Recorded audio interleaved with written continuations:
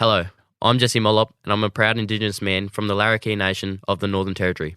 On behalf of the Imperfects, I would like to acknowledge the Wurundjeri people as the traditional custodians of the land on which they record this podcast. We pay our respects to the elders, past, present and emerging, and acknowledge their spiritual connection to family. The Aboriginal and Torres Strait Islander people are recognised for telling and sharing stories with one another, and the Imperfects draw inspiration from the oldest living culture in the world as they share stories of their own.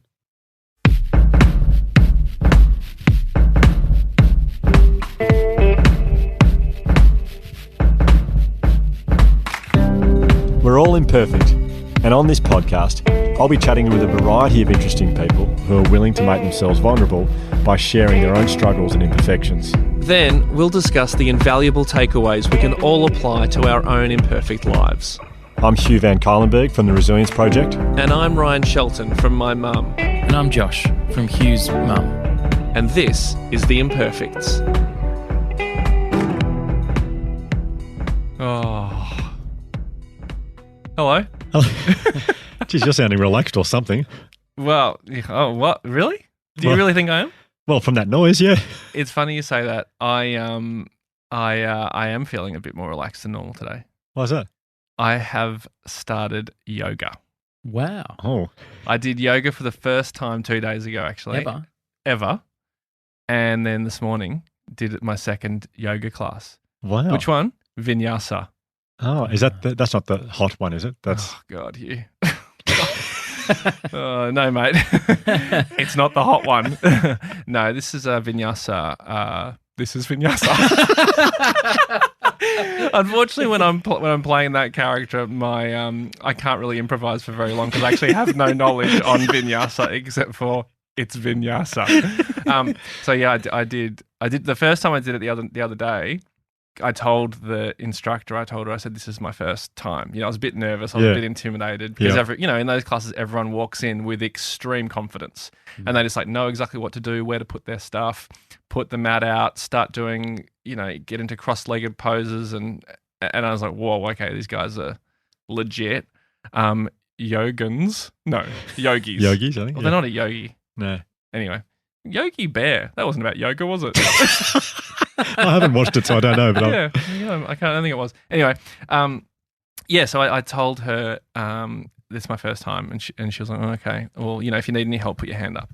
Luckily, I didn't need any help. I sort of managed to follow along pretty well. Jam was there as well, so I had an ally, and that was fine. And then this morning, second time, it was a different instructor, and I told her, I said, look, it's my second time, so I only just did my first one a couple of days ago. And she's like, oh, well, you're back. So, you must have done okay. I was like, yeah, I think I was all right. And, so after the first one, the instructor, when I finished, I as I tend to do, at the end, walked out through reception and sort of looked to her for some sort of validation. and she was like, you did great. You did really, really well. I was surprised. I was like, oh, thanks. Yeah, no, I felt like I followed along pretty well and yeah, thank you. Yeah, it was good. Thanks for the class. And then this morning, did the class. It was a bit harder, but followed along pretty well. And then same again, but different instructor. Walked out to reception, looked to her. I think her name was Lucinda. Lovely woman. Looked to her and was like, all right, well, thank you. And she just said, yep, thanks. And I know that I paused for a little bit too long after that, waiting for her to say some sort of affirming comment, but nothing. Nothing? Nah. I think it's a very hard thing to be good at on your second time. Yeah, but maybe she was just being, I doubt the first instructor was like, you're very good at this. She was probably just being supportive. Being very nice, yeah. Was there lots of people or was it nicely spread out? It was pretty well spread out. One guy was slightly closer than I would have liked. What was he wearing? What were you wearing? Just a mankini. No, I just had some sports shorts and a t-shirt. Yeah. Okay. I've only ever done it once, and they absolutely packed us in. It was like, you were centimetres from the person next to you, and me and Soph got there pretty late. She encouraged me to come along, and I went in, found the only little spot we could go, put my mat down, and about 1 centimetre away from me, on the other side of me, next to Soph, was my ex-girlfriend who I hadn't seen in 6 years. Wow. Oh my God. Yeah, it Wasn't it was yoga, not an orgy. It was a I don't know if we can say the O word. But I never thought that word would come up as part of this podcast, but there you go. No, neither did I. It certainly wasn't planned. Classic Josh just taking us down there. Yeah. orgy talk again. Yeah. We've got a Guys. new format this year. Yeah. Or what would you call that? It's like awkward orgies. Nah, we'll probably cut that. That's for sure. Definitely pushing our luck. It is honestly strange that you say that I look relaxed to you, because this sounds set up. You look relaxed. You look relaxed. Oh, well. You seem relaxed. I mean, you're always pretty. I am. I'm very relaxed today. Well, I'll tell you why. There's a reason. You're not going to tell a story about doing yoga, right? I've literally just spent 5 minutes doing that. If I had a yoga story, I'd probably park it for now. Yeah. Imagine. Yeah. No, I had, last night was my, neither of you know this, and I've been doing it for quite a long time. Yeah. Josh, you don't know this, but I am part of a club, and we met last night. It's not a book club, it's a classical music club. Really? And we met last night. I do know about this. I do? I know who you do it with. Yes. Yeah. Well, there you go. Yeah, I'll do it with 3 other men. So are we still talking about orgies? Or I thought we were going to move on from that but look, you do what you got to do, bro. Like, I support it, and there's no judgment from me, because there are some pretty exciting classical music tracks out there, and I know it can get, like, when someone puts Tchaikovsky on, I get hot under the collar, no doubt about it. So I get it. I absolutely get it. So tell us more about this classical orgy that you got involved with last night. There's none of that. And I apologise. I've said the O word too many times. I know that's a bit crass. I apologise. I am part of a classical music. I really like classical music. Yeah. Something I don't talk about a lot. No, I listen to it every single morning. That's my ABC Classic FM. Oh, I do love that, yeah. Yeah, listen to Ed Ayres on ABC Classic FM, and I remember Ed once saying, "This is just how much I love it." I wake up to it, classical music, and I remember once Ed saying, it was a Wednesday morning, and he said, "I hope your Wednesday morning's going swimmingly, and if you've been for a swim, I hope it was Wednesdayly." Oh, that's an which excellent line. Which I loved. That's brilliant. Anyway, no, I love my classical music, and we catch up once a month, and 2 of us will come along with a piece of music. Are you being Hugh now, or are you being the host of ABC? Yeah, your voice has changed. Oh, has it? It's like you kept in character. I forgot to come out of Ed Ayres. You did. Sorry, so we will. I did, didn't I? Yeah, you did. Yeah. So 2 out of the 4 of us will will come along with a piece of music. And I want to come. Will you again? It's not orgy talk. Sorry, we will cut that out. We will cut that out. We will cut that out. Sorry, I couldn't help it. I couldn't help it. Okay, sorry. So 2 of us will come along with a piece of music that we really love. Yeah. And we'll play it, and we'll all watch it. There's a big screen at my father-in-law's place. He's part of the group. My father-in-law, my father, and Penny's uncle. Oh. And 2 of us will have a piece of music. We'll watch it and listen to it. And then the person who's brought the piece of music along will have done research on it. So they'll talk about, for example, last night was Beethoven. I mean, probably the greatest piece of classical music, voted the most popular in the ABC, was Beethoven's 5th piano concerto. Also, his last concerto he ever wrote, as I learned last night. Wow. And he wrote it during, as the French were invading Vienna, and he was in like a basement writing it. And apparently there's letters he wrote to people complaining about how loud it was while he was trying to write this bloody piece of music, like the war's going on around him. This is going to sound, I know this is probably a really stupid question. Was Beethoven deaf? Or he was very deaf at this point, but even still it was so loud that he complained about it. But very good knowledge. Thank you. But we talk about the piece when it was written. We watch different versions of it. We eat nice food and have some wine and talk about classical music. This is a side of you that I did not know. And some of the stuff that I've learned, it's just fascinating. Like the other 3 know so much about classical music, or if they don't, they study very hard before it. Whereas I'm there learning from these wonderful men, and I just love it. And it was last night. And how often are you meeting? Once a month. It's a book club, but it's classical music. So you get the piece of music before, and you all listen to it and bring thoughts to the club, like a book club. Yep. Yep. Oh, but the one person has to lead the conversation with. So Penny's dad last night just brought so much to the table on Beethoven's Fifth Piano Concerto. That's brilliant. Yeah, it's really good. Anyway, so that's why I'm feeling particularly relaxed. Would it be crass to bring in like a soundtrack? Is that a bit commercial? No, because Beethoven. No, I don't think so. No one's done it yet, but I don't think it would be. Yeah, okay. Beethoven's Fifth was used as part of Picnic at Hanging Rock, and so we actually watched a bit from Picnic at Hanging Rock last night, where it's on, as well as Dad would love that. Oh, he said, "Well, I'm just going to say something. This is my favourite film of all time, and I don't mind who knows that." Wow. We should get him on the podcast. What a piece of vulnerability. What a reveal. Get him in the tea house. The card is, which Australian film is your favourite movie? Oh, God, here we go. I never thought I'd say this out loud, but Picnic at Hanging Rock. There you go. Thanks for having me. But the stuff they know about the music that I don't know, sometimes we'll be watching a piece of music and listening to it, and we're all loving it, and the three of them will go, "Oh, yeah," and they'll point at something and start laughing a lot and go, "Yeah, well, we don't need to talk about that, but yep." And I end up going, "Yeah, oh, yeah." See, but I think if I was there, the benefit to you would be, I would be that guy. I would love you to be there. You'd be elevated in classical status if I'm there. I would. I'd go up a rung. You would go up a rung. But just so you know, I would love you to be there. They would love you to be there. My hesitation before was I'd be worried if Beethoven's. I mean, it's 48 minutes. Beethoven's. No, it was closer to 50 minutes of the three movements altogether, and we watched the whole thing. And you didn't laugh once.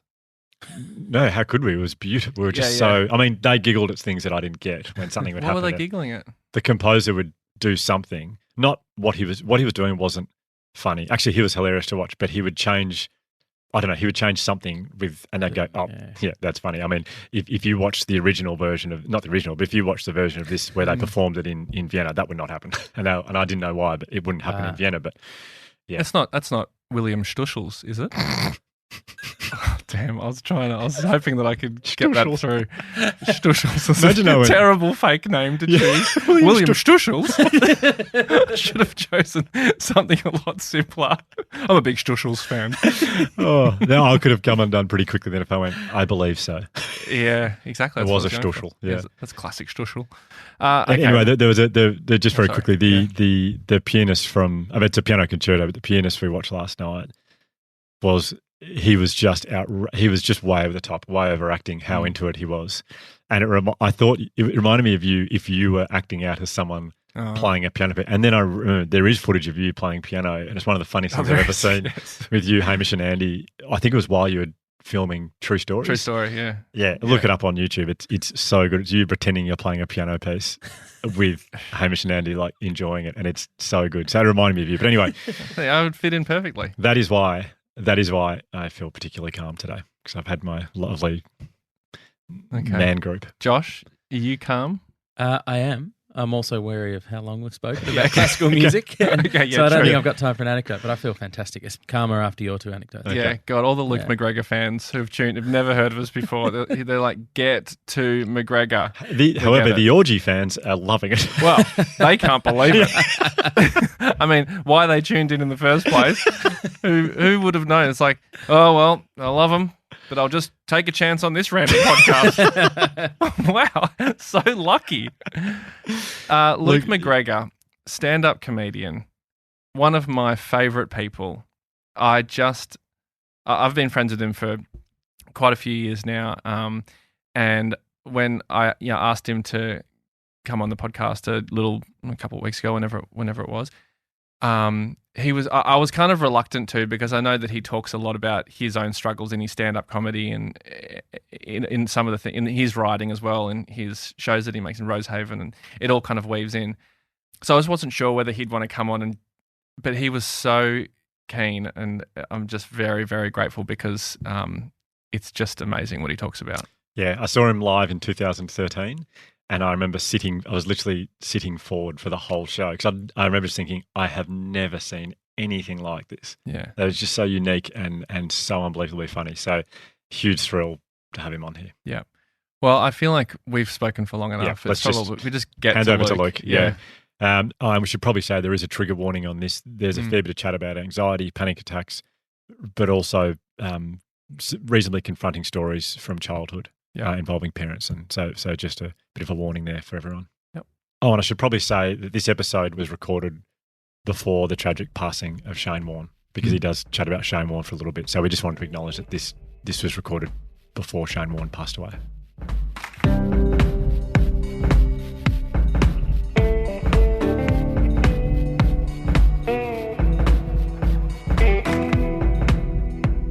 Okay, Luke McGregor, thanks so much for joining us on our podcast. Thanks for having me. Much appreciated. We caught up yesterday. I think the thing I'd like to start with, one of the things we discussed yesterday when we caught up for coffee, was the perils of having a much better looking brother or brothers. Oh, yeah. So you've met my brother now. He's a good looking man. This is a very awkward start. Yeah, I used to have this thing when I was younger. I remember, I think it was my 17th or 16th, and I didn't want my brothers to come downstairs. I'm like, you guys have to stay up here, because I didn't want to risk people liking them more than me. I was a bad brother. I was very jealous. Were they older or younger? They're both younger. Oh, and you're having a party, and you just... I'm just like, nah, so stay upstairs, guys. How much younger, sorry? Scott's 1.5 younger, and John's 3 years younger. Okay. So they're all pretty close. Yeah. No, I understand it. I get it. But so we all get along really well now. But I do wonder if I hadn't found comedy, I'd still feel like they're better. Like, you guys don't have your own TV show, so can come to the party now. But if they get one, they can't come to the party. Are they funny? Yeah, they're not professional comedian funny. That's arrogant, but they are funny. They do make me laugh. Yeah, okay, but not too much. We actually get along really well now. Like we get along at like Hallmark card level. Great. It's it's a complete 180 from when we were growing up. It Really? was like competitive, and now we get along. We caught up last night actually. We have games nights. Oh, so we basically just jump on the headphones and play a video game for 2.5 hours while we talk to each other about what's happening in the world, or how angry we are at mum and dad for something that happened 700 years ago.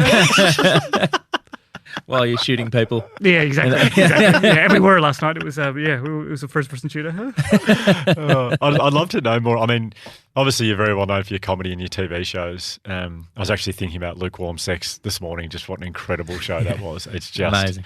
One of my all-time favourites. I'd love to chat about that more a bit later. But, Sure. I mean, from our catch-up yesterday, I walked away thinking, so it's not an act, like the way you are on stage. It's you are yourself. That's exactly who you are, which I loved so much. Thank you. What did you expect? Like some cool guy, like Clint Eastwood type? I don't know. I've been more nervous on stage probably, but that's starting to morph more into who I am off stage as well. So it's been interesting, because a lot of my stand up early on was about, anxiety and even just the fear of performing, whereas now I quite enjoy it. And I'm a lot more relaxed on stage. I'm trying to find what's the new material. Clint Eastwood lifestyle. stuff. I guess so, yeah. I don't know. It's a lot more fun performing, but I'm having a little bit of trouble writing material that I relate to as much as I used to. Because a lot of it would come from like a place of, pain, whereas now it's now that I'm enjoying it. So we'll see. I've got a year or so to write a new show. So Okay, there's time. That kind of reminds me of like when musicians like write about being like poor and down and out and not powerful, and they get famous and then can't write about that anymore. Yeah, it's like when Husey, bought that house from the block. It's just, there's a lot of doll material that he can't use anymore. Yeah.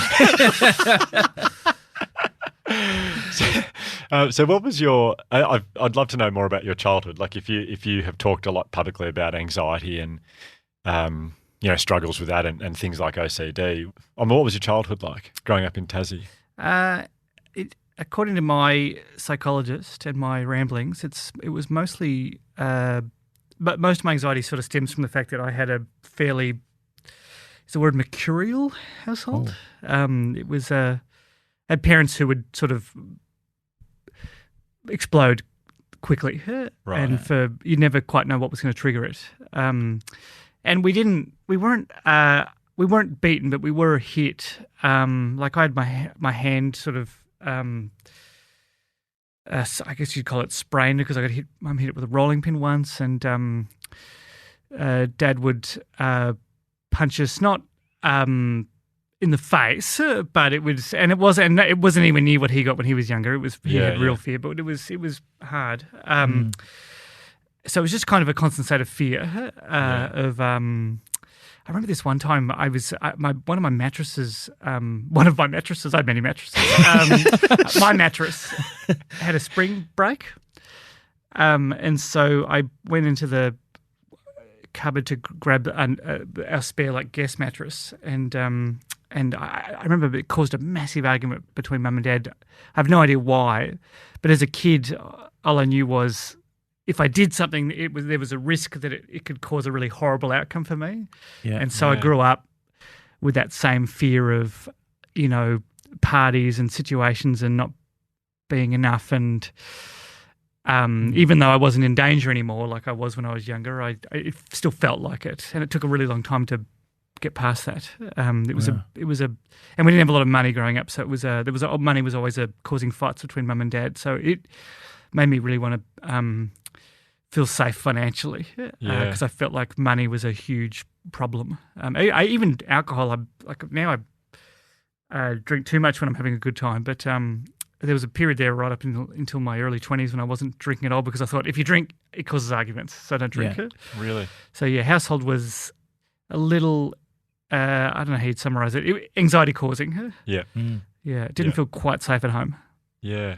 So I find that really, just having young kids now, I'm so vastly aware, thinking back to my childhood, of how small, innocuous things as a parent that you do or the way you are, the massive impact it has on your kids growing up. Absolutely. There'll be stuff that Mum and Dad have done that they don't even remember. And it's hard because I don't want to paint them in a bad way now. They've done so much stuff for us to, that's been really loving, and they're it did cause a lot of the issues that my brothers and I had growing up was based in that environment.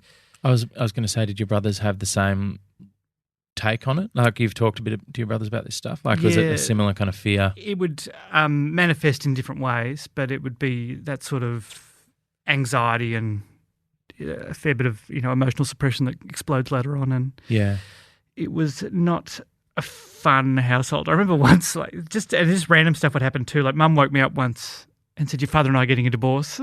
Just woke me up in the middle of the night. "Your father and I are getting a divorce." And then Dad would storm in, "No, we're not." And I'm like, okay. I just feel like I could have been left out of this until you guys have worked out exactly what you're going to do. But as a kid, I had no idea. I was just like, okay. How old were you then? I was under 10. I can't remember exactly how old. Oh gosh, I feel bad laughing. It's funny now, but at the time I was just so confused. Whereas, it wasn't. I don't have a lot of happy memories from growing up. I have a lot of happy memories from staying with my grandparents, but not a lot from growing up with Mum and Dad. And that's teenage years as well. What were you like as a teenager? It was a weird period of starting to be physically large enough that Dad couldn't. The usual punishment they'd give us doesn't work anymore. They couldn't rely on physical punishment. And sort of using that as an excuse to rebel a bit. So I probably wasn't a great. I don't think I would have been a great person to have around the house at the top for Mum and Dad either at that point, because I was just like, they can't hit me anymore, so I'm going to keep playing this video game. I don't know. It was just like I didn't do anything terrible, but there were a lot of arguments. I don't know. It's one of those things where you're talking about your childhood, but people have had worse childhoods. Yeah. So even my dad had absolutely a far worse childhood than I did. Yeah. So mine was. He dramatically improved what we got and the opportunities we had. So it's also that feeling guilty talking about it. Yeah. And also, if someone in their social circle hears this podcast, they're going to be like, "Oh, how could you be such a bad father?" But they really weren't. They were good parents. They just didn't know what they were doing, and they were Well, they were doing what was modelled to them, probably. Yeah, exactly. They were trying to improve on what was modelled for them. And for Dad, it was really severe beatings. So so what he was doing was vastly improved. Oh yeah, It was a 5-star restaurant compared to the McDonald's he got. So but it felt like McDonald's to me. I don't know if that's a good analogy. It's good. It's very good. Yeah. So when did you realise that humour was I was going to say a tool that you could use, but when did you work out that you were really funny? Probably around the same time I realised I was probably never going to be a model. So start improving that skill instead. I don't know. I used to find that I could make people laugh a little bit easier than other people could. Yeah. I was just a little bit better at it. And I think it comes down to also, partly how you look, how your voice sounds. Like there's a lot of little things that can go into it that initially anyway. I don't think people are necessarily born funny, but there are certain things that lend more easily to it. But I just found I could diffuse a situation where I was getting bullied or something with a joke. If I could make someone laugh, you could usually whatever social situation you were in, you could make it comfortable if people were laughing with you, even at you. So I just kept nurturing that seed, I suppose. And did you have ambitions from a young age to be a comedian? No, I wanted to be a cricketer. Me too. Right. Me too. Yeah, right. Almost, yeah. Who was your favourite player? I used to really like watching Michael Bevan. Oh, yeah. Like they'd be like, all right, Bevan, so this is the last bowl. You need 37 runs. And he's like, you got it. And he'd do it. He'd make it work. I don't know how. There was a period in quite a short amount of time where he happened to be the guy who needed to hit a 4 or something. Yeah, it was about 1996, I reckon. Yeah. So it was him. And I also loved watching Shane Warne because I just loved watching spin bowlers. Yeah. I just love watching the bowl land and then seeing where it's going to go. And it's like he talked to Ian Healy like they were planning out a chess tournament or something. Like he'd bowl one bowl and then Ian Healy and him would come over and they'd get out a whiteboard and it would just be I used to like that as well. And I read Don Bradman's autobiography as a kid and was just enamoured by him. So, but I was terrible at it. I was terrible at cricket. So how old were you when you realised you probably weren't going to play cricket for Australia? Teenage years. And when that happened, what did you set your sights on? I wanted to be a lawyer for a while, and then I wanted to be... Were you studying law? Is that I right? did a year of intro to law, and then I realised I didn't love it. And then I did economics because I didn't really know. I thought maybe political advisor or something, and then I did teaching, and then I wanted to be a doctor. So I did physics in my summer holidays, and then I went back and finished economics. It was a real jump around. Yeah. Yeah. Just all the easy subjects. Right. Yeah. And then worked in government for a bit, worked in superannuation for a bit, and then did comedy. Yeah. When you say did comedy, well, how does one start? Like, what's the moment where you go, I've tried comedy? My housemate, at 25, my housemate, and do you know Raw Comedy? It's like Australian Idol for comedians. It's my housemate entered, and I went along to support him, and I was pretty drunk, and someone didn't show up, and so I asked if I could take their spot, and it went well enough. Had you? Hang on. Did you have a show sort of thing? You just got up there. I spent 2.5 minutes talking about how funny I was. Like I tell people to put down their drinks. Like people were genuinely excited. They're like, "This guy's gonna," and then I had no jokes. And so the second half I bombed, but that first half was so much fun that was enough to get the bug. Wow. Yeah. Wow. That's bloody brave. Or you just been drinking heaps. It's not at first because at least it is, but it's to me I didn't have any skin in the game. I didn't. If I didn't go well, okay, well that's not for me. Yeah. Whereas now, then sort of the middle period where I was doing it and I was nervous was because I really cared about it, and now I really care about it, but I'm not that nervous about it anymore. So it took me a really long time to get back to that initial period of just like, if this goes badly, who cares? So Yeah. I've got cricket to fall back on.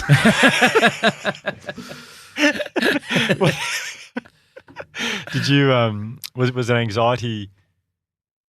Like, is that an issue for you early on in your career when you're jumping up on stage? I feel like for a lot of people, public speaking is a very anxiety inducing. Yeah, thank you.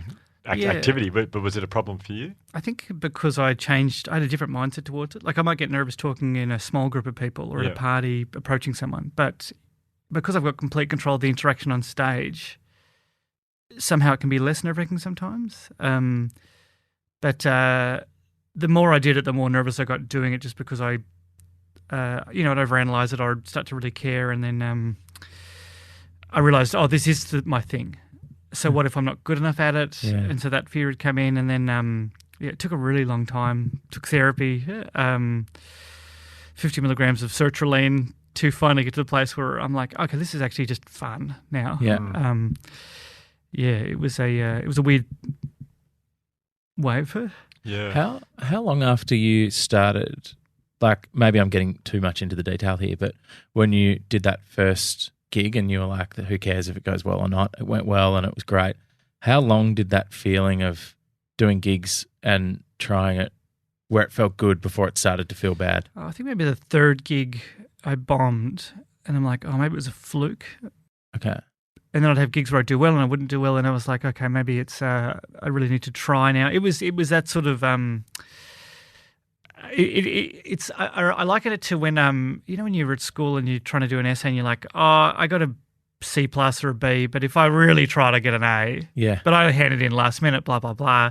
Yeah. But then the nerves that you do one where like, okay, I'm really going to try this time, and if you don't get an A, you're like, I'm really going to feel like a piece of shit if I don't get an A. So it's like that would stand up for me. I just like, I just sort of, I was just getting up and talking about whatever, and now I was really trying, and I was just more fearful that it wouldn't go as well when I actually put in an effort. Yeah.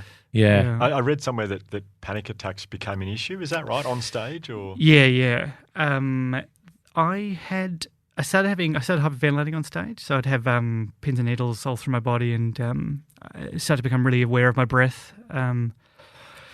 I found it unable to relax, basically. So all the timing would go out because I couldn't. All of a sudden, I wasn't breathing properly, or I felt like I wasn't getting enough oxygen in, but I was getting too much, and so I was hyperventilating. So,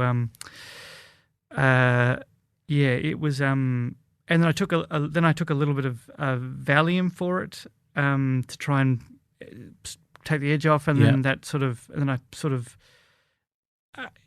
I think part of it was having a panic attack was kind of like the worst thing that could happen to me on stage. It was the thing I was so fearful about. Like, I'd rather faint, because then you just faint. It's not your fault.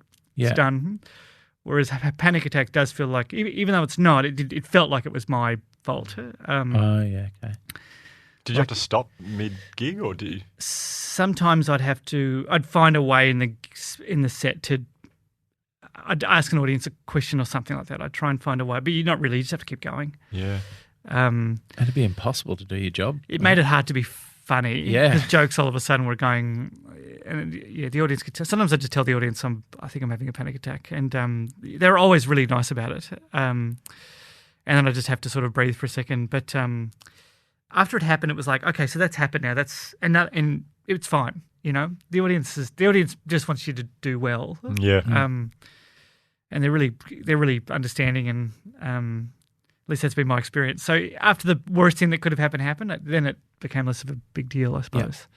That's like exposure therapy, I guess. I guess so, yeah. I don't know if I'd recommend it to everyone, but it was very brutal exposure therapy. Just having a couple of panic attacks over the course of a year or so, yeah. In front of in front of lots audience. of people, yeah. It's one way to do it. Yeah. And so sertraline is the medication you take for your anxiety, is that right? Yeah. I've just talked to a doctor about coming off it. I don't think there's any shame in staying on it, but I figure like I'll try it, and I'll just do all the things that you're supposed to do. When someone dismisses your mental health issues, go for a walk, meditate. I'll do all those things, and if they don't, if I find that it's still something that I need, I'll go back on it. But it definitely was a very positive. It had a massive positive impact on me because totally. It enabled me to feel what a normal person, I assume, feels like. Yeah, and almost gave me like a goalpost to aim for. I'm like, okay, this is what normal feels like. Right. Yeah. And so now as I've gotten more confident, I'm curious to know whether it's still that 50 milligrams or whether I've actually made a change and I don't need any more. So we'll see. When you say what normal people feel like, are you sort of saying that you'd never felt that before ever, or you have any memory of feeling? I think it was like my dad realised he was celiac, and so he'd always had stomach issues. And then when he stopped eating gluten, he was like, "Oh wow, this is different." Yeah, that's kind of what sertraline felt like to me. I'm like, "Oh, this is what." Cause I felt like I was forgetting something, And then I remembered it. I'm forgetting that I'm normally very anxious right now. It felt like I'd dropped my keys or something. Like it felt like that. Or I was like, I'm sure I should be sweatier right now or something. Yeah. But it took a while. It's the hard thing about, I don't know if this is everyone's experience, but in my experience, it makes it worse before it gets better. Okay. So for a while you're taking this pill and then feeling bad that you've, gone on medication, and then also it's making you worse. But but after a period, it was so much better. And how did that influence your creativity, for want of a better word? Yeah, it just made things more fun. Okay. I started to find things funner again, because I wasn't constantly worried about, I don't know, the usual fears that were swirling around weren't as loud. Yeah. So I was able to remember that I do enjoy this, and that's why I do it. I don't want it to be an ad for sertraline, and I had a lot of therapy as well. There was some, and I went for walks. It's an ad for walks. Yeah, it's an ad for walks. Very pro walks. Yeah, no, that is a very good thing to say, to mention that, the therapy. I sorry to jump around a bit. I was sort of really interested in something you said before about the way that you learnt you're funny by being able to sort of diffuse situations at school. And if you don't want to answer these questions, that's totally fine. But did you use it at home as well? Sorry, I actually missed your question because I was thinking about a joke as soon as you said that, because you said sorry to jump around, and I was really hoping you'd ask, like, what's your favourite type of spaghetti? Like, I thought you were really going to go. I thought you were really going to pivot. Yeah. But then from the sounds of your question, that was actually still on topic. Yeah, reasonably, but jumping back to something. Was the question, how does it affect other things as well? No, it was more, I really thought that was fascinating what you said a while ago now about using comedy when, say, in a tough situation at school, or that's how you realise that you're funny, that you're able to diffuse a situation. And it was kind of a, for want of a better term, a kind of baptism of fire of like, will this work or won't it? And that's how you worked on the muscle. Yeah. Did you find yourself trying to use that muscle at home to diffuse any of the situations that were difficult there, or was it a separate thing? Yeah, I use humour at home a lot more now, but growing up, not as much. Yeah. I think there was a bit of a fear of I usually try and make myself smile at home, so that way I didn't draw attention to myself from mum and dad. And my brothers fought a lot. There wasn't a lot of there. I wish there was much more laughter at home. It was something that came later. Yeah, okay. And now I try and make up for lost time at Christmas. But at the time, not a lot of jokes. Comedy really hit my life later in life. Okay. It was something that I discovered I could do quite late. How did your parents react when you said to them, I'm thinking if money was an issue when you were growing up, if you were maybe going to be an economist, maybe a lawyer, maybe a doctor, maybe a teacher, and then you said, I'm doing comedy. They weren't too happy. Dad was fine with it as long as he said, you never asked me for money. And Mum was genuinely worried that I'd making a huge mistake. Yeah. And she actually asked me for my bank statements once. Can I see your bank statements? Like, no, you can't see my bank statements. Because I was working at a job. I was a business analyst, senior performance analyst, if you want my full email signature. That's what we wanted.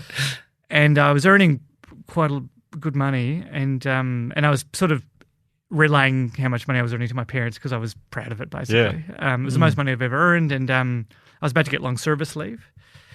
At the time was a month and a half off because they do it every 5 years, I think. And I was about to get a quite a large bonus. Yeah. Sort of come into financial year, and I quit before either of those came with like a month to spare. If I just waited a month, I could have got a bonus and and there's some long service leave. But I thought, if I don't quit now, I'll never do it. So I just quit and thought I'll give it a year. And so I'd saved it for about 15, 20 grand. And then I just lived off that for about a year and a half. Yeah. Just living really as cheaply as I could.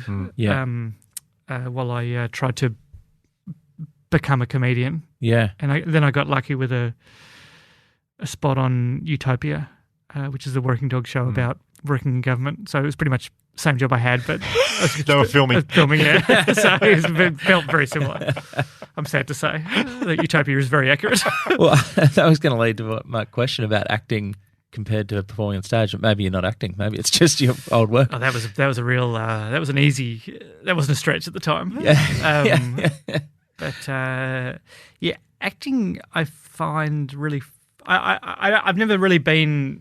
I've never played like a character that's really, really against type. So I don't. I tend to play people that are not too dissimilar from me. So I don't know. I'm interested to see if I can pull off some tough guy with a motive. I don't know. Like just different. Yeah. Like you know how you've got actors that'll just sort of become whoever. Yeah. Whereas I feel like I'm playing similar people. I've gone the Bill Murray approach. I'm just playing Bill Murray and everything. Good if you can pull it off. Yeah, right. But I enjoyed it. It's a lot of fun, especially compared to stand up because you don't have to. You can if you stuff up, you can do another take. Yeah. So is it as?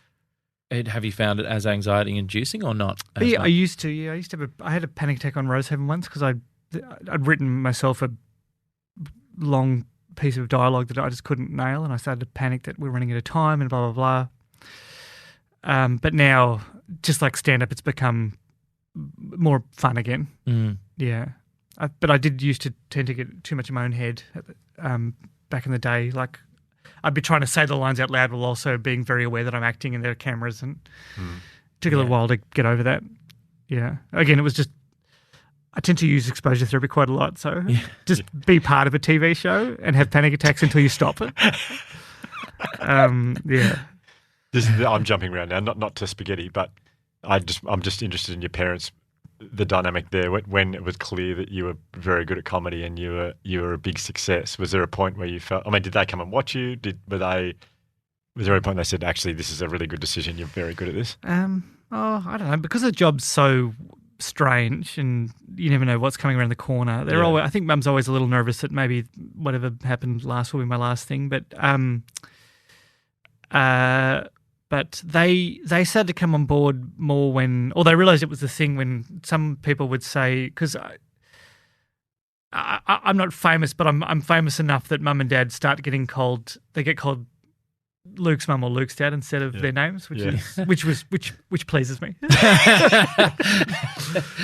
Yeah, because in Tassie it's more of a thing, I think. Because anyone from Tassie, all of a sudden, if they have any sort of anything that's public, all of a sudden everyone's like, "Oh yeah, they're our person." So it's I think in Tassie they get it a bit more than I get up here. Yeah. You were from a small town in Tassie, or from? I'm from just normal suburb. I was Glenorchy and Giggle. I guess it's like, I guess you compare it to maybe Footscray or okay. Yeah. What's the one that starts with an F that's got a beach next to it? Frankston. Yeah, it's like a Frankston. Yeah. When I first came here, I went to Frankston was one of the first suburbs I visited, and it was a mate's house, and he had a. For anyone listening who's not from Melbourne, Frankston's, is it fair to say, is regarded as a kind of a rough suburb? I think so. Yeah. It's got a rough edge to it. Yeah. But it was one of it just kept being mentioned in comedy sets as being and I didn't understand why, because when I went to Frankston, my friend's mum was an anaesthetist and his dad was a psychiatrist. And so they had a 3-story house with a 4th story with a wine garden up top. And so anytime anyone would say Frankston, I'd go, ooh, Frankston, lovely. I just could not understand the joke because all I saw was a beach and a house with 3 stories and a wine garden. I didn't understand. I guess that just shows you the wealth gap in some areas. But yeah, they were. It was a kind of a rough suburb.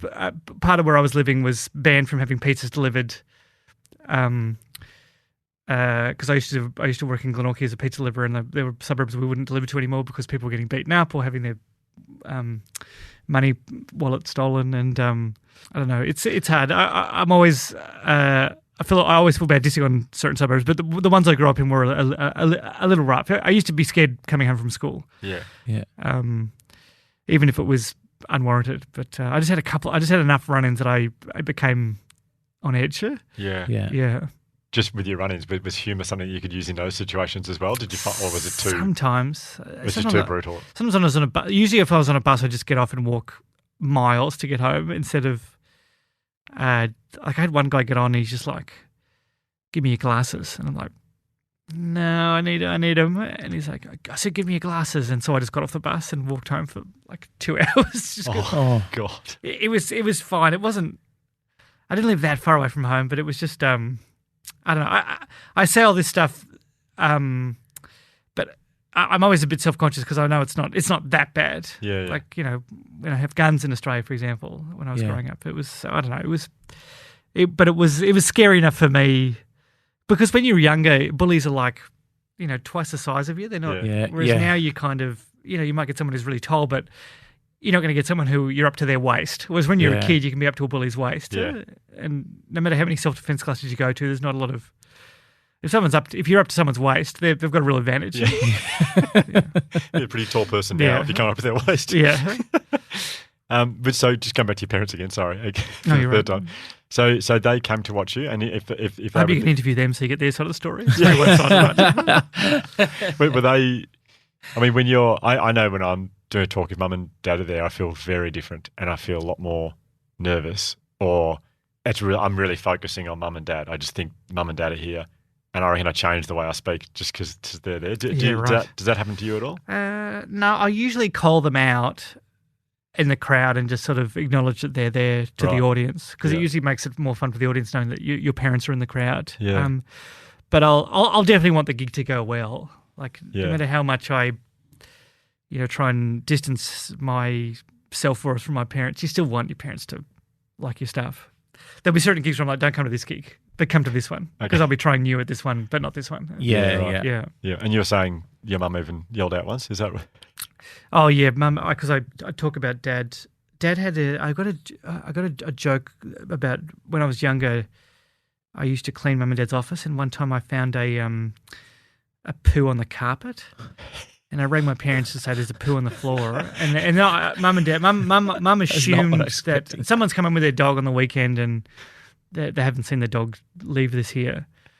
And so she sent Dad around to give me some cleaning products to get rid of it. And then first thing Dad said when he got in there was, did you do this? I said, did I poo on the carpet, Dad? Is that what you're asking? No. And if I did, you raised me, so that's on you. So yeah, it was, I talk about that. And anyway, Dad yelled out, that never happened. And then Mum goes, yes, it did. So that was... the audience would have loved that. Yeah, it was getting heckled and then defended at the same time. That's interesting what you were saying about how you want it. This is just 100% about me now. It's probably not going to get in the podcast, but I did some work on the garden on the weekend and I finished it. And I remember thinking at the time, the first person I wanted to show was Mum. Yeah, right. I'm like, it's so weird. Did you send her a photo or did you get her? I FaceTimed. FaceTime. Nice. Did you really? FaceTime to show her the work I'd done on the garden. Like, that's so weird that at 36 I'm looking for 35. It's still the picture on it's still like the drawing on the fridge. You know? Yeah. It never goes away. No, I can't. If it's not going away now, it's not going to go away. Never. If you could cut it on my bits where I diss Frankston too, I'd really appreciate it. Don't worry. I'll never be able to go back there. I heard your podcast, mate. We've had on this podcast now, we've had Rick Davies, who is one of the stars from Offspring, and my wife Penny talk about OCD. And I read somewhere that OCD had been something that you'd sort of battled with as well. Still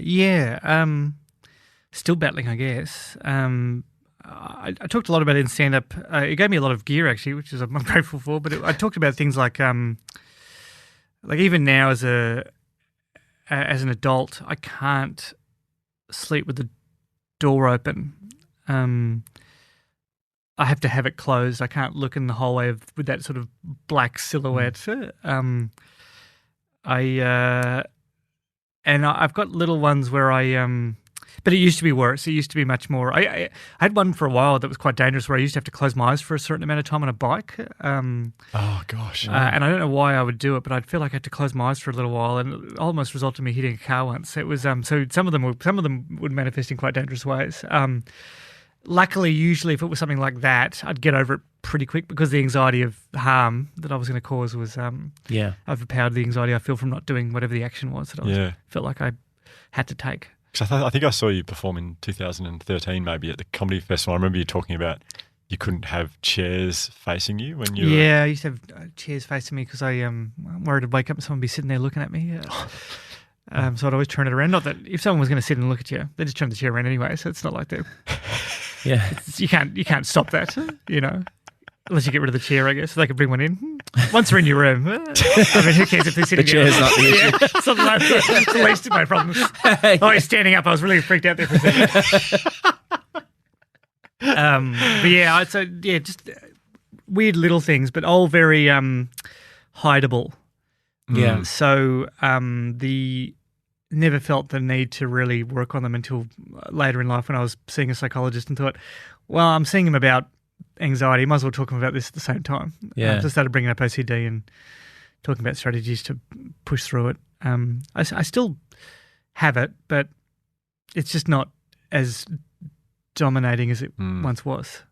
I remember that's a bit to the sertraline as well, maybe. I know that's what my wife takes for her It could be, yeah. I think they do prescribe it for OCD, but it's because it helps lower my anxiety across the board. Any anxiety that I get from not doing a certain action also tends to go away. I remember you saying in your show that you also would check. So you'll check the cupboards in your house. But when I heard that, I was like, no, that's a normal thing. When I stay in hotels, I always check cupboards. So when you said, I went, that's normal. And then I thought about it later and went, oh no, it's probably not. I think a lot more people do it than I realised because I ask shows who checks cupboards, for murderers or for just someone in there. And what's your plan if you find someone? What are you doing? I wouldn't have a plan. Call me. See you next time. See you tomorrow. I don't know what but I that's one I've stopped is cupboard checking. I don't tend to do it as much anymore. But there was a period there where I would check cupboards. I check all of them. I think as I got put in better hotels, as I got slightly more successful, there were just too many cupboards to check. It was quite a logistical hassle. Like there wouldn't be heaps, but there'd be enough that I'd be like, it's a bit of a pain. That's very relatable advice to someone. Just stay in a place with more cupboards, so you just can't be bothered checking them all. Just get more successful. Yeah, get more successful. Yeah, but no, I don't know why that one stopped. It just sort of I think it too as I started dating and I moved in and lived with a partner for the first time, and obviously I wasn't checking them when I was living with her, and then after we broke up, I never went back to it. Yeah, okay. Yeah. Okay. So get a girlfriend is the other bit of advice.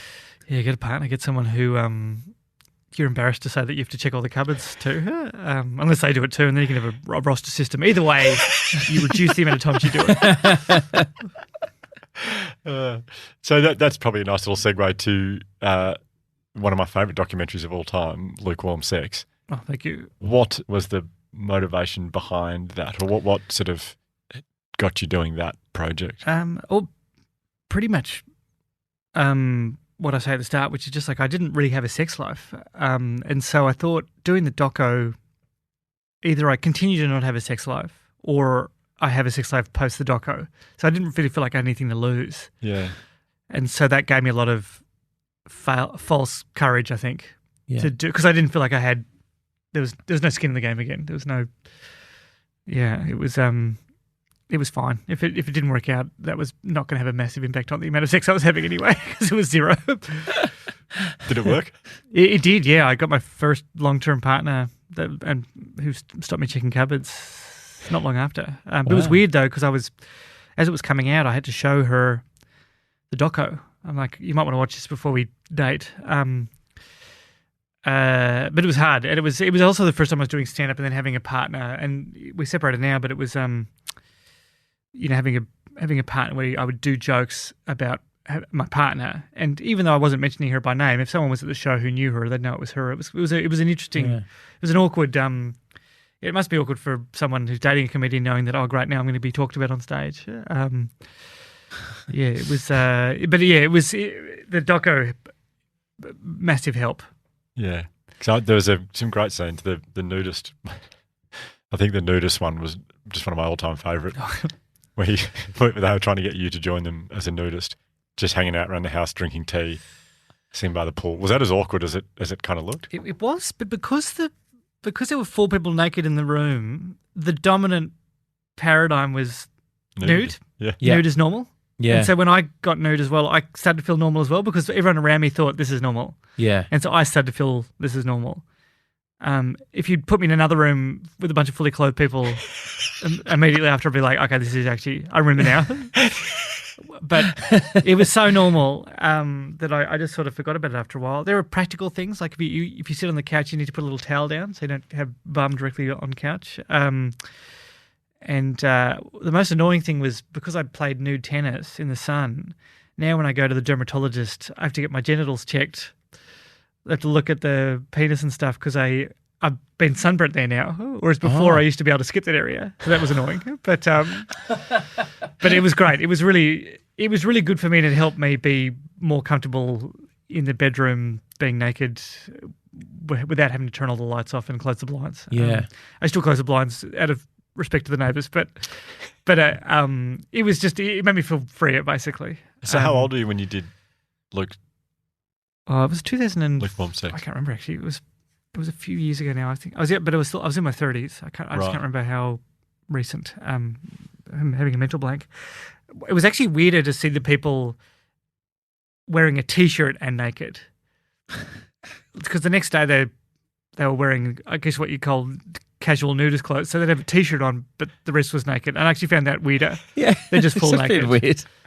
Just seeing a t-shirt and then Why were they doing that the next day? I don't Out know. of respect, or they were Just, trying it's good. It likes a t-shirt. Let's wear a nice t-shirt. Yeah, It yeah. also doesn't want to wear That's pants. true. So Just because you're nudist doesn't mean you can't doesn't mean I appreciate wear a this good cool t-shirt. Stussy logo. I don't know. It's I found that more confronting, to be honest. I don't know why.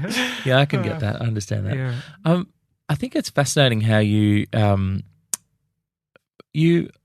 obviously have had incredible anxiety, but it seems like you repeatedly have a way of dealing with it, of just going, I'm just going to go all in here. Like that show with the nudity and the stand-up, the acting, it feels like you get to a point, and correct me if I'm wrong, this is more a question if this is how it feels for you, but where you get to a point where you're like, well, I've got nothing else to lose, I may as well just go for it. And that's a way with dealing with things a bit? I think maybe it's trying to remind my brain that anxiety can't hurt you. It can make you feel a certain way, but it's not going to make your head explode, or you're not going to start bleeding from your eyes. Like there's a limit to how much damage it can do. And it's temporary. So I try to make a decision I try and take, as much as I can, it's not always easy, I try and take fear out of the equation when I'm making a decision, because if it's the main reason I'm not doing something is out of fear, I'm like, all right, well, what decision would I make if I didn't feel afraid? Mm. And then I try and make that decision even though I do feel scared. That's fascinating, because I reckon a lot of people who wouldn't realise that they have anxiety, or have anxiety at a level that hasn't been big for them, would make decisions where fear influences them. But it's almost like because you've had such a present experience of anxiety, you've consciously been able to analyse that and take that out of the equation. I think it was because it was just always there for so long. Also, our brain's a bit, I don't know if our fight or flight was there because we used to have to run away from tigers, but now your adrenaline goes up and you start, like sweating, for example, is a way of cooling our bodies down, so that way when we start to run away, our bodies are already cool. Like it's the brain's trying to help you out, but you're not going to. But you're feeling that same level of that same reaction that happens when your tiger's chasing you happens in a job interview. Yeah. It's not useful in a job interview. Your brain's like, all right, if you want to run now, I've got your adrenaline up, you're sweating, so you're not going to get cold, you're not going to get hot. Like, we're ready to go. It's like, well, I can't. I got this job interview. It's like, but shouldn't we run away? No, I don't want to run away. I really want to get this job. It's really frustrating, even though your brain's trying to help. Yeah. And that helped me as well, knowing that my brain's trying to help. Yeah. Like, even though it's not a nice feeling to have on a date or a job interview, that's your brain going, I'm here to help. Yeah. What do you need, mate? You want some sweat? Yep. You got it. Like, no, I don't want to sweat. No, thank you. But it is your brain trying to be nice. Yeah. Because that's all it knows how to do when you're scared. It's like, let's get you out of this situation.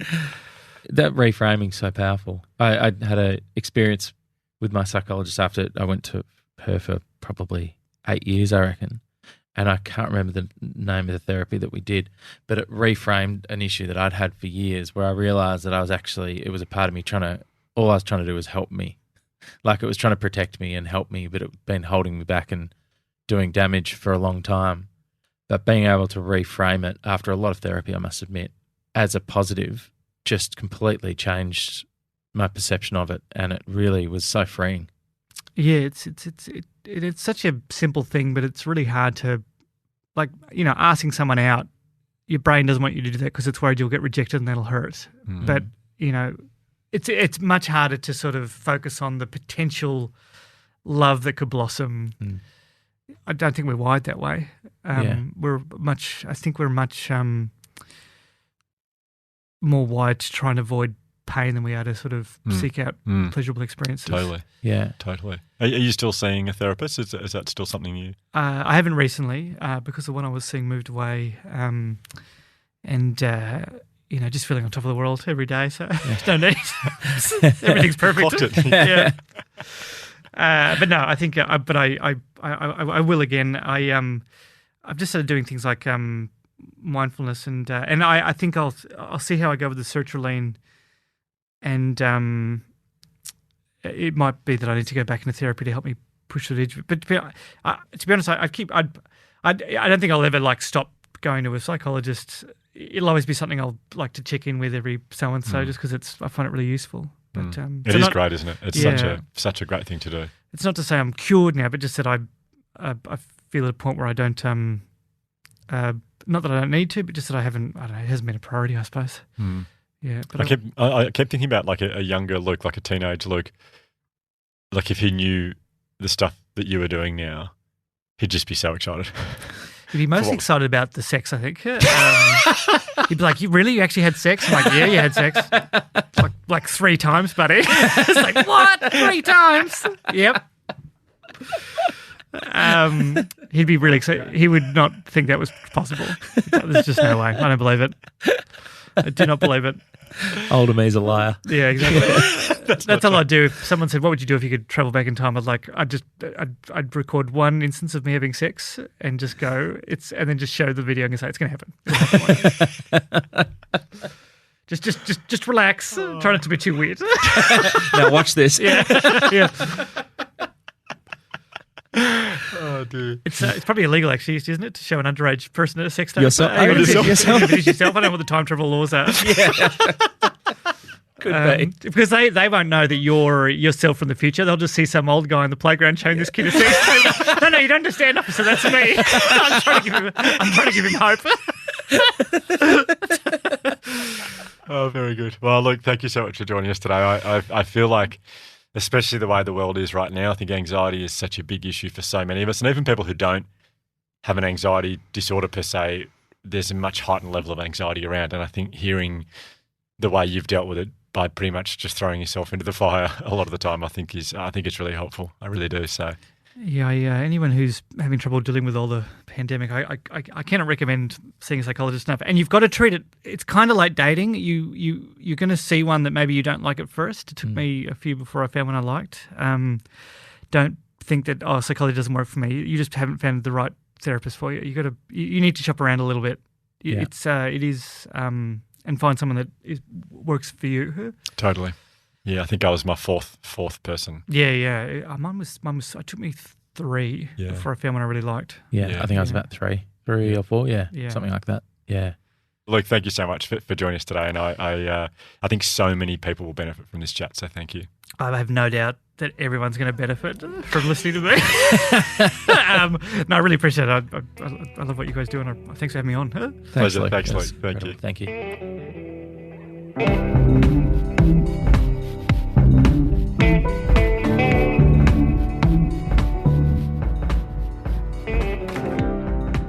Well, I mean, there is nothing I love more than hearing like a comedian, like, because comedians, I mean, that was incredible. I mean, Luke McGregor, what a beautiful man. Love him.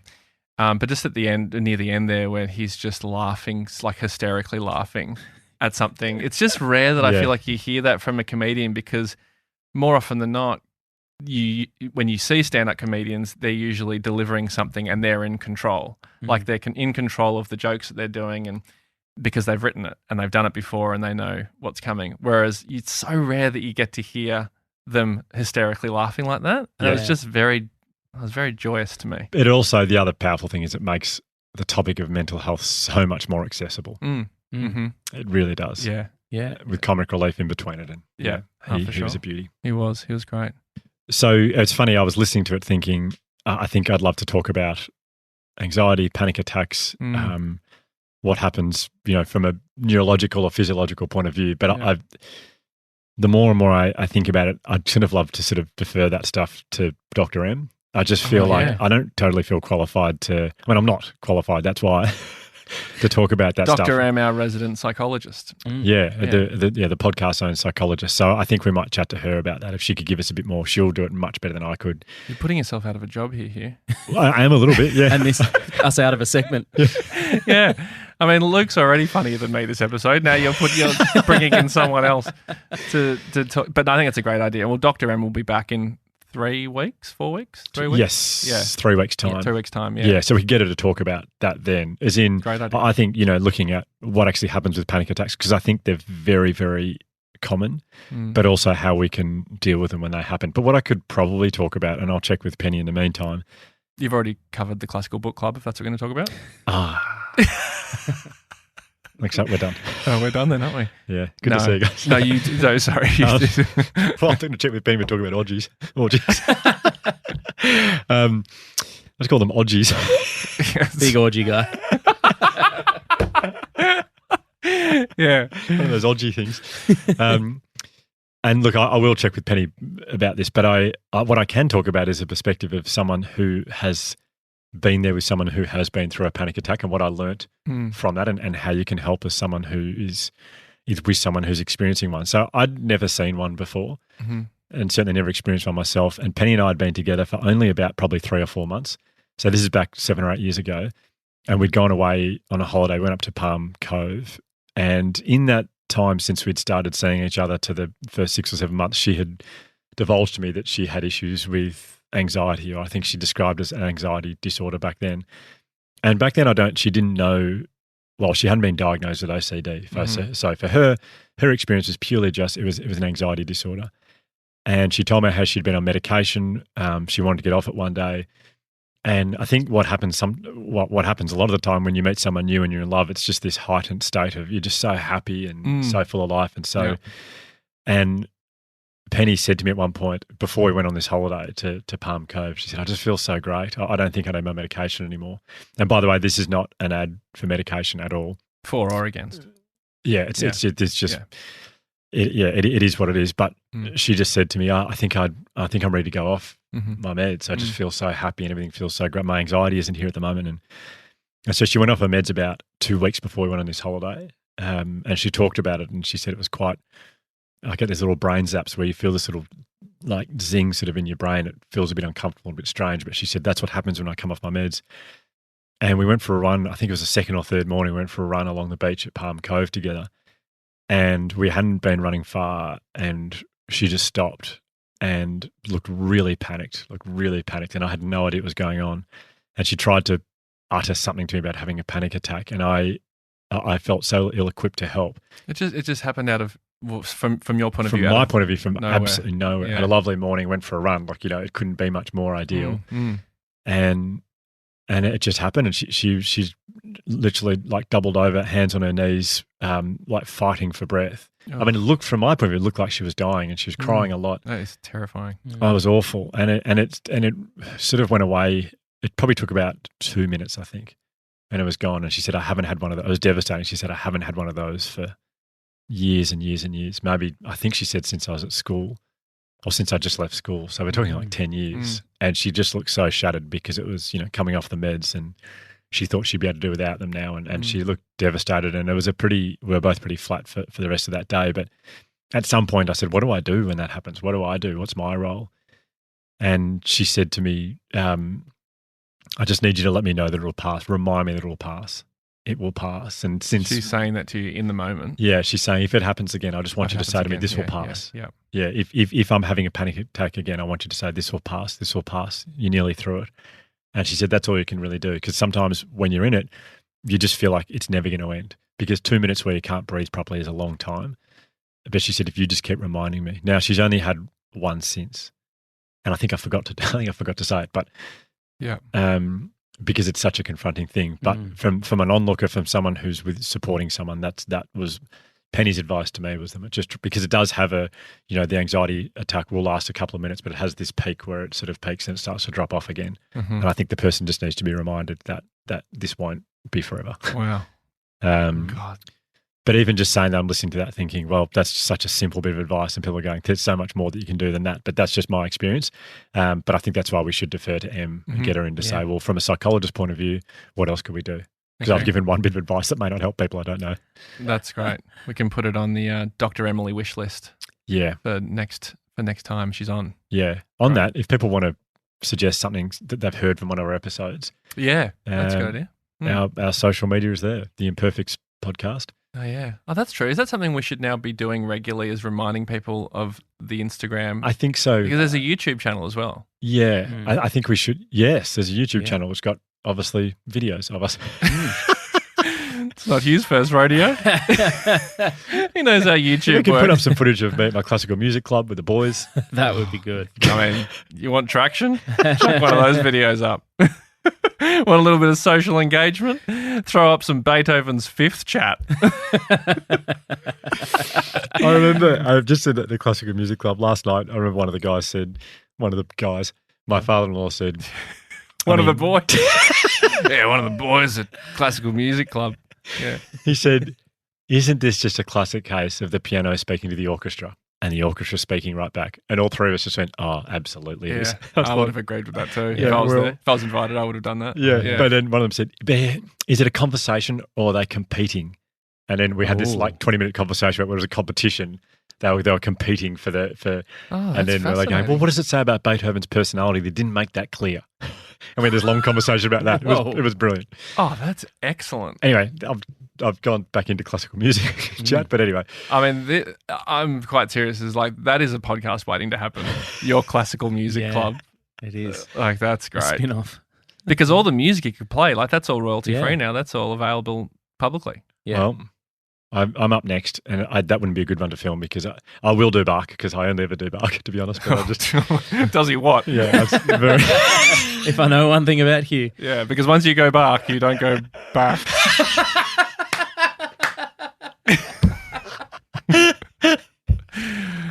Oh god!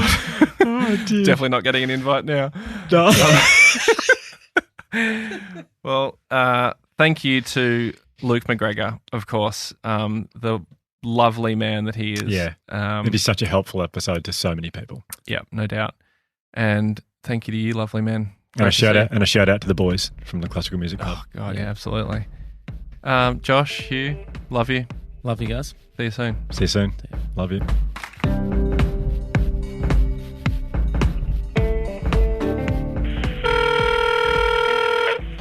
Hey Hugh, it's Ryan. I don't think we made a big enough deal about how funny Luke's joke was about going back in time and telling his younger self that he's going to have sex 3 times when he's older. I mean, that's so good. You know, if time travel is ever invented, I reckon I'd just go back in time simply to tell my younger self that time travel will eventually be invented. Like, it'd be pretty obvious, but... Hello, Ryan. Hugh, an older version of me has just appeared out of thin air. Wait, are you the old me from the future? Yes. Is now a good time? Perfect, actually, considering... Yeah. Good. Well, I just wanted to let you know that time travel will be invented later in your life. Whoa. Yeah. That is really exciting. It is, yes. It's been great. Are you on the phone? Sorry. Yeah, I'm sorry, Hugh, I better go. Hugh. It's bye from me too. It's old Ryan Shelton from the podcast in the future. Yeah. Bye from both of us. See ya. Bye. To call back, press 22. To replay message, press 1. To To reply, press 2 to send. If this episode has been triggering for you, we strongly recommend Lifeline on 131114. The Imperfects is hosted and co-produced by Hugh Van Cuylenberg, Ryan Shelton and Josh Van Cuylenberg. This episode was produced by Bridget Northeast, edited by Andy Hall, filmed by Andy Poole and social mediated by George Martin. A special thanks to Dr. M for her expertise and guidance. We'd also like to thank the Resilience Project for their ongoing support, and of course a big thank you to No Mono for allowing us to use their track Keep On as the theme to this episode. Our acknowledgement of country was delivered today by Jesse Motlop, and you can find Jesse's podcast, Deadly Discussions, on YouTube. Thanks for listening.